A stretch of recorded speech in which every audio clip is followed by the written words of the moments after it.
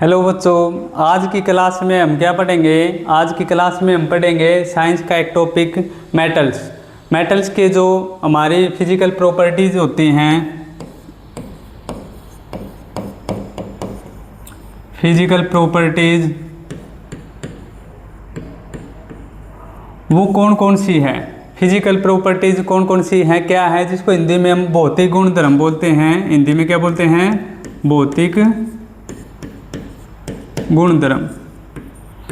तो जो हमारी धातु होती हैं उनके भौतिक गुणधर्म कौन कौन से हैं, उसको हम आज की क्लास में देखेंगे।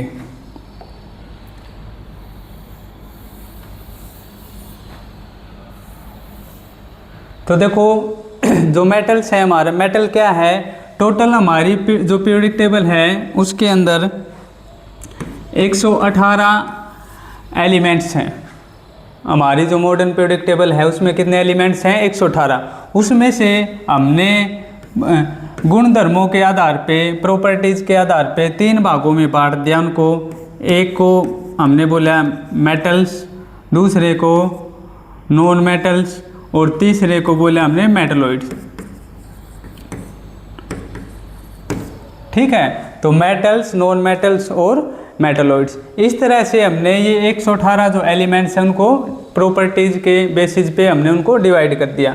अब आज की क्लास में मेटल्स की जो फिजिकल प्रॉपर्टीज़ हैं, अब 2 तरह की प्रॉपर्टीज़ होती हैं, एक फिजिकल प्रॉपर्टी और एक केमिकल प्रॉपर्टीज़। तो आज की क्लास में हम मेटल्स की फिजिकल प्रॉपर्टी के बारे में पढ़ेंगे। तो देखो, मैंने जो फिजिकल प्रॉपर्टीज़ हैं, जो मेटल नाम है, इसी नाम से रिलेट की है। जैसे सबसे पहले यहाँ पे एम आता है। एम का मतलब, एम से मैंने बनाया मैलिएबल। क्या बनाया? मैलिएबल। मैलिएबल का मतलब क्या होता है कि जिसको हम पीट के फैला सके, जिसको हम पीट के क्या कर सके? फैला सके। जिसकी हम पीट के क्या बना सके? चादर बना सके। या एक जैसे ये मेटल का टुकड़ा है, जब हम इसके ऊपर प्रेशर लगाएंगे या पीटेंगे हथौड़े से तो ये ऐसे फैल जाएगा, चौड़ा हो जाएगा। ठीक है, तो ये जो प्रॉपर्टी होती है जिस भी एलिमेंट के अंदर, या हम बोलते हैं कि मेटल की ये जो फिजिकल प्रॉपर्टी होती है इसको क्या बोलते हैं हम? मैलिएबल। क्या बोलते हैं? मैलिएबल। तो एक प्रॉपर्टी क्या होती है मेटल के अंदर कि मेटल्स क्या होते हैं? मैलिएबल होते हैं। ठीक है, दूसरा इसमें नाम है ई। ई का मतलब क्या है? Electricity, electricity conductor. जो मेटल होते हैं वो अधिकतर क्या होते हैं? इलेक्ट्रिसिटी के कंडक्टर होते हैं। अब देखो, एक बात याद रखना कि ये जो मेटल्स हैं इनमें से जो प्रॉपर्टीज मैं बता रहा हूँ वो लगभग 95% तक वैलिड है।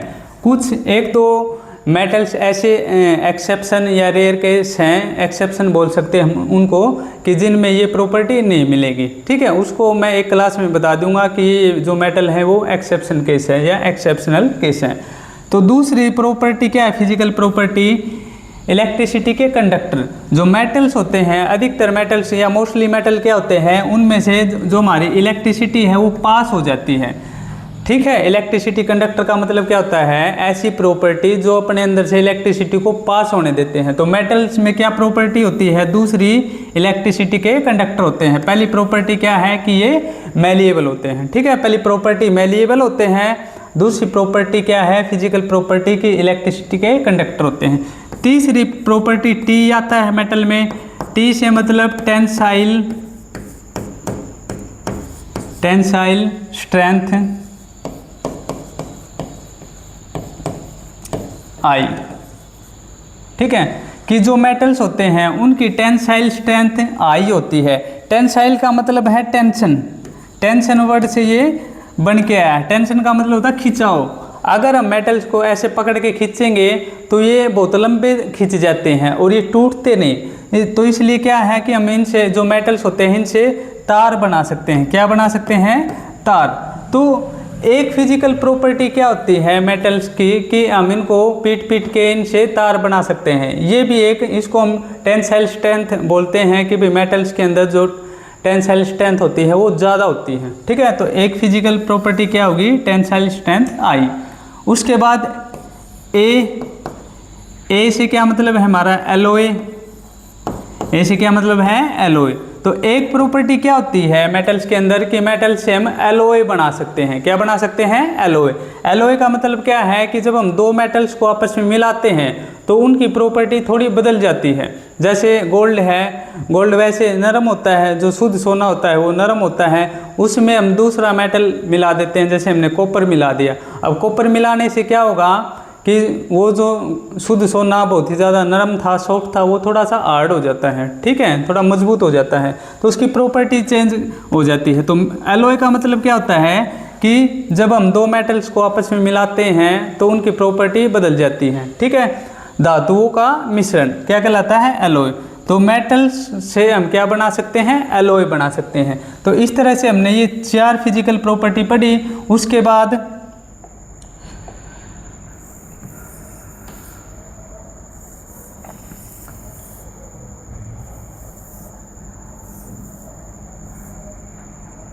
है एल। उसके बाद क्या है? एल। एल का मतलब क्या होता है? लश्चरस। एल का मतलब क्या होता है? लश्चरस। लश्चरस का मतलब क्या है? लश्चरस का मतलब है चमकदार,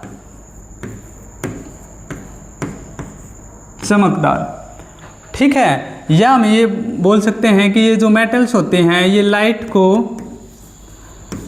को रिफ्लेक्ट करती हैं। क्या करती हैं? लाइट को रिफ्लेक्ट, ठीक है। या सिंपल भाषा में हम ऐसे समझ सकते हैं कि जब मेटल्स के ऊपर लाइट गिरती है, रोशनी गिरती है, तो ये चमकती हैं। क्या करती हैं? ये चमकती हैं। तो ये भी एक क्या है? फिजिकल प्रॉपर्टी है। मेटल्स की क्या है? ये फिजिकल प्रॉपर्टी है कि ये धातुएं क्या होती हैं? चमकदार होती हैं, ठीक है। तो एक फिजिकल प्रॉपर्टी हमारी क्या होगी ये कि धातुएं क्या होती हैं? चमकदार होती हैं, ठीक है। उसके बाद लास्ट में जो हमारा वर्ड आया वो है एस। एस से क्या बनेगा हमारा? एस से बनेगा सोनोरस। एस से क्या बनेगा? सोनोरस। सोनोरस का क्या मतलब होता है? या एस से सोनोरस भी बना सकते हो या फिर साउंड भी बना सकते हो। क्या बना सकते हो? साउंड बना सकते हो।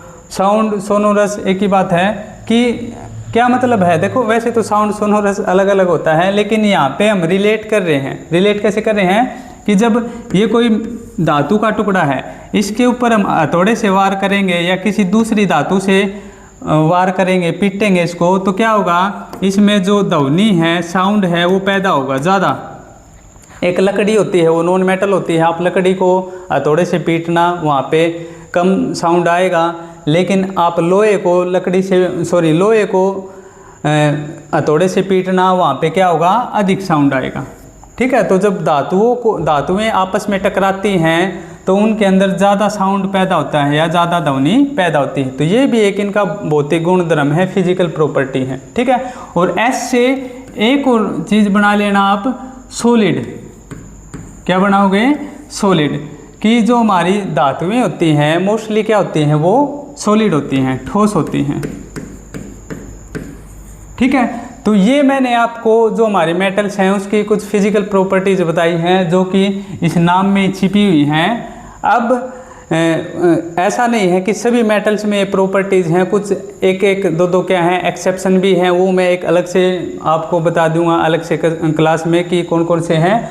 और उसके बाद हम क्या करेंगे? इनकी केमिकल प्रॉपर्टीज़ को भी स्टडी करेंगे। Thank you.